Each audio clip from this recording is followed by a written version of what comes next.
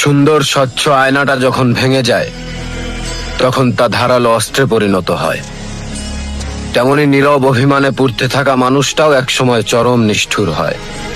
অপেক্ষা করো, সেদিন তুচ্ছ অবহেলাগুলো ঠিকই বিষাক্ত রূপ নেবে। যাকে আজ অবলা ভাবছ, সেই চিতার আগুনে তোমার অহংকার পুড়াবে।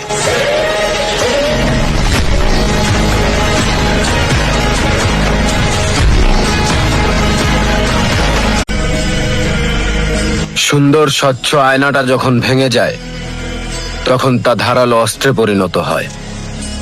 তেমনি নীরব অভিমানে পুড়তে থাকা মানুষটাও একসময় চরম নিষ্ঠুর হয়। অপেক্ষা করো, সেদিন তুচ্ছ অবহেলাগুলো ঠিকই বিষাক্ত রূপ নেবে। যাকে আজ অবলা ভাবছ, সেই চিতার আগুনে তোমার অহংকার পুড়াবে।